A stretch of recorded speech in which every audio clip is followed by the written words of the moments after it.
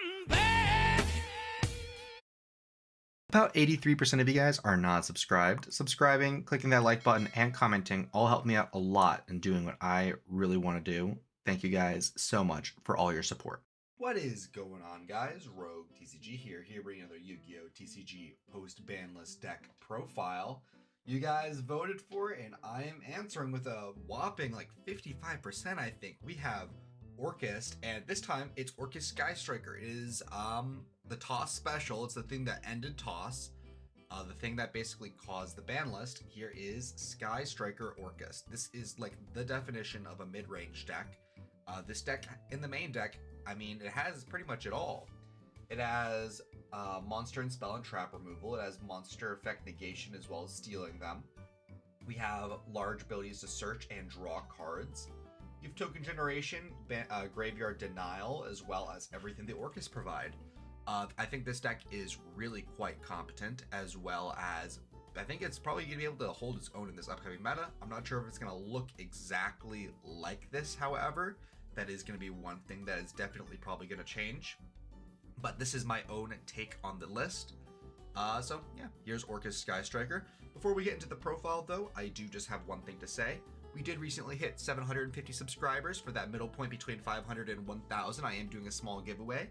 I'm going to be mentioning more details of which in the end of the video, so please stay tuned all the way to the end in order to find out how you can win those cards that I am giving away. But that's enough yapping for me. Let's get into the profile.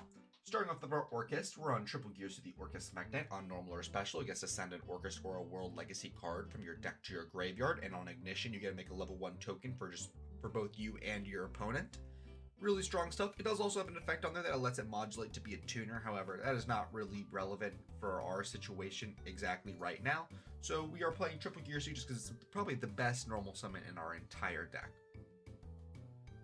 Next, now that it's finally at 3, we are on triple Orcust Hardpour. We're able to banish itself from our graveyard in order to special summon an Orcust other than itself from our deck. It does Dark Lock us after that, as all our Orcust graveyard effects do. However, just the ability to grab an Orcust straight from deck means our grind game is insane, as well as this card's value is also insane since it can grab Girsu, which can and then itself dump another card. So much value. We are playing 3 of it because we are planning on pitching it throughout the course of our turn. We're on double Orcust Symbol Skeleton. We can banish it, target an Orcust in our graveyard other than a Symbol Skeleton, and special summon it, and then we're locked to the dark the rest of the turn. Really good for recurring our resources, not just during our turn, but during our opponent's turn for interaction. We're on double Orcust Nightmare, allowing us to target a face-up monster on the field, sending a Dark Machine from deck to graveyard in order to increase that target's attack by a little bit. The attack is not always the most relevant, however it can come up, especially if we have Babylon field, because it's a quick effect attack modulation, as well as dumping a card, which is really, really strong. Of course, it does lock us in the dark, so that is a graveyard effect. Lastly, for our last 2 individual cards, we're on 1 copy of Orcust Brass Bombard. Being able to banish it from our graveyard to special summon an Orcust from our hand lets us swarm the field with Orcust from our hand, which is quite nice. And it does come up in the case where we open like double Symbol Skeleton and we need to get one of them out of hand in order to get into rotation. And then last, we are on 1 World Wand, being able to banish it from the graveyard to target a banished Orcust in order to special summon it. Incredibly strong stuff, allowing us to be able to recur our resources from banishment. Very, very strong, especially the ability to special summon those resources. Now for our spells and traps. This is going to look a lot different than other Orcust lists. We're on triple Orchestrated Return. We're playing a lot more Orcust than we typically would, and we want to be drawing into the Sky Striker cards, preferably by discarding the Orcust stuff to the graveyard, so we can do that stuff in the latter half of our turn.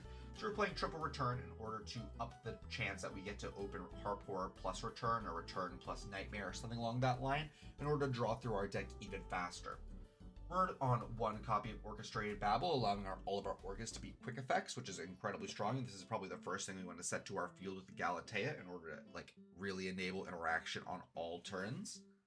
We're on 1 copy of Orcust Crescendo. If we have an Orcust Lake monster, it is an Omni Negate. It's like a Solemn Judgment for the most part, except it banishes the card as well. Really strong stuff. And as well as it allows us to search for a Dark Machine if it's in the graveyard, which is really strong, but locks us in out of summoning stuff except for Dark Machines. Good thing Sky Striker Ace Ray is a Dark Machine, now isn't it? Now speaking of Ray, we're playing 1 copy of Ray for our Sky Strikers, just to make sure we have 1 Sky Striker monster in the main deck, you know, just for some sort of consistency base. things. We're on triple engage, being able to add a Sky Striker card from our deck to our hand. If we have 3 more spells in our graveyard, we can draw a card in addition. Amount of once per turn, really strong stuff. I already mentioned Widow Anchor. If we control no monsters in our main monster zones, we can target a face-up effect monster your opponent controls, negate its effects until the end of the turn, and then if we have 3 or more, we can take it if we want.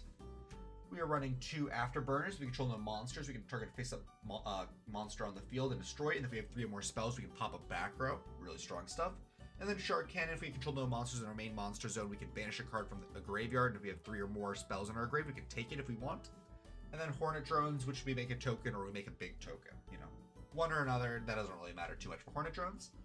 For non-engine, we're on 1 Foolish Burial, triple Link into the Vrains in order to get our Orcust out of our hand, and double Forbidden Droplet. I like Link into the Vrains a lot in Orcust decks, because it allows us to normal summon an Orcust and then immediately special an Orcust from our hand in order to link off, so functionally getting 2 Orcust worth of material into the graveyard, as well as if, let's say, you normal summon a Gear Suit and it gets interrupted, like with an Infinite Impermanence, typically we wouldn't be able to extend past that since we need to make that token.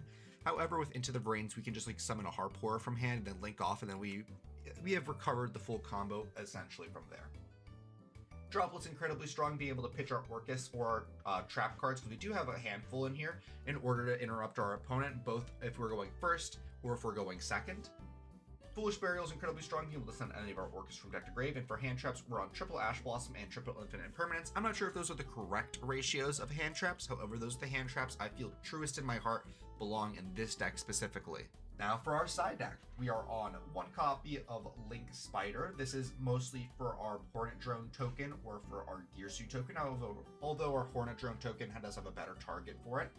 We're on 1 Dark the Dark Charmer Gloomy because it's really good. We're on 1 IP Masquerena and their Lesbian Lover SP Little Knight. We're on double Galatea the Orcust Automaton. This Link card can't be destroyed by battle, meaning if it's pointed to something or something's pointing to it, it can't be destroyed by battle, which is incredibly strong but can sometimes screw you over in case the opponent has a monster that can attack it as many times as it wants.